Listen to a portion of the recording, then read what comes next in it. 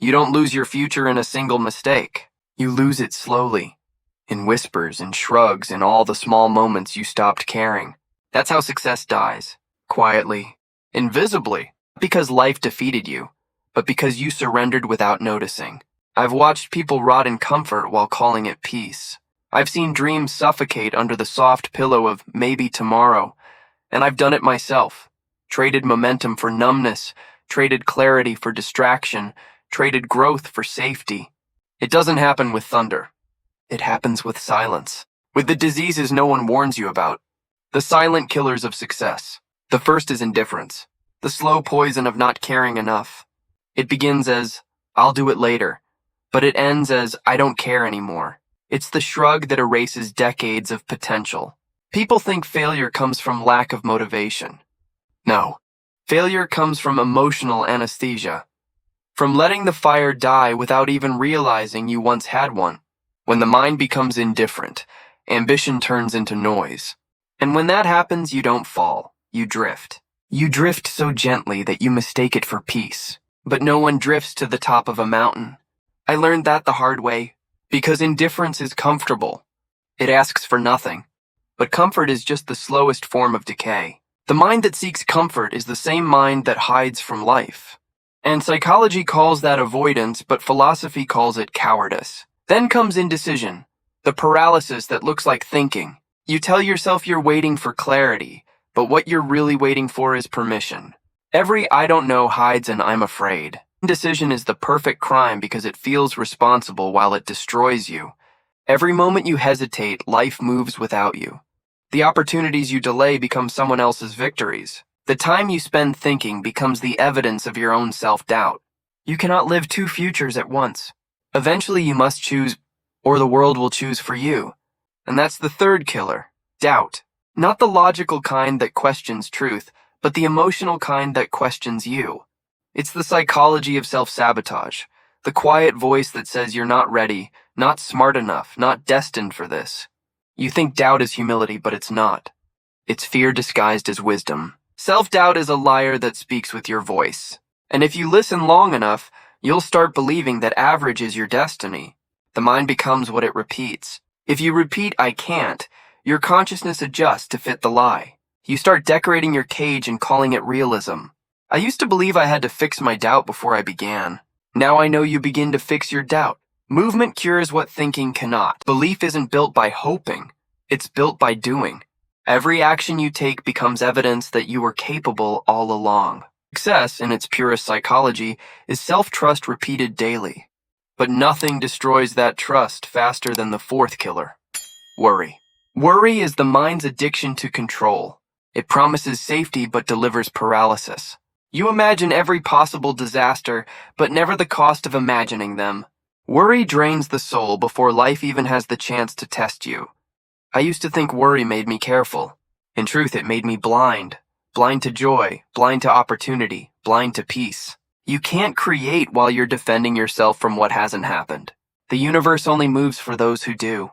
Worry keeps you in place, rehearsing pain that might never arrive. To worry is to suffer twice. First in imagination, then in reality. And if you're not careful, imagination wins. Overcaution is next. The timid heart that worships safety. The voice that says, what if it doesn't work? Instead of, what if it does? Life has never belonged to the careful, only to the courageous. Everything you want exists on the other side of risk. You can spend your life collecting reasons to stay the same, but one act of boldness can undo years of fear. The irony is this: you can die safe, but you'll never live safe. Because risk is the cost of existence. Even not trying is a gamble, only with guaranteed regret. And regret ages faster than time. The psychology of safety is the philosophy of the grave. To avoid pain, you avoid meaning. And without meaning, no success will ever fill you. Then comes pessimism, the lens that turns every light into shadow. The pessimist isn't logical. He's hurt. He learned disappointment too early and decided never to risk hope again. But hope isn't a luxury. It's a discipline. Pessimism is the easy way out. A philosophy of surrender dressed as intelligence. It's easy to look wise when you expect failure. It's harder to stay open when everything around you tempts you to close. The pessimist dies 1,000 small deaths, one for every possibility he refuses to see. He believes he's protecting himself from pain, but all he's protecting is his limitation. You don't see the world as it is. You see it as you are. If your mind is dark, everything becomes shadow. I know that darkness. I've lived there long enough to memorize its walls. But pessimism is just the refusal to imagine light. An imagination, and that's what saves us. Because even when the mind is broken, imagination can still point to what's possible. It's the seed of rebirth. The moment you choose to see beauty again, even in ruins, you begin to heal. But there's one more killer.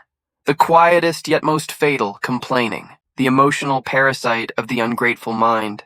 It disguises itself as expression, but it's really infection. Every complaint reinforces weakness. You become fluent in victimhood, addicted to pity, allergic to responsibility. And soon the world stops listening, because no one can save someone who worships their own suffering. You think you're venting, but you're rehearsing failure. Every word you speak shapes your internal architecture. Complain long enough and your neurons forget how to believe. I had to learn to shut up and build. To replace noise with action, blame with honesty, emotion with effort. That's when life started to shift. Because life doesn't respond to words and it responds to energy. And complaining is the lowest frequency of all. Gratitude, on the other hand, is rebellion. It's saying, I still see meaning here, even when everything feels empty. That's how you rise, not by avoiding pain, but by alchemizing it. In the end, all 7 killers share one origin: fear. Fear of effort, fear of choice, fear of failure, fear of hope, fear of loss, fear of responsibility, fear of silence. They wear different masks: indifference, doubt, worry, caution, pessimism, complaint, but they're all fear refusing to die. The cure isn't motivation, it's awareness. The moment you see the disease, it loses power.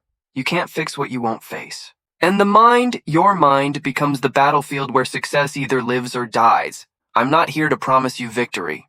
I'm here to remind you that victory is still possible. Even after years of drift, even after self-sabotage, even after the world convinced you to shrink. You are one decision away from movement, one act away from proof, one moment away from clarity.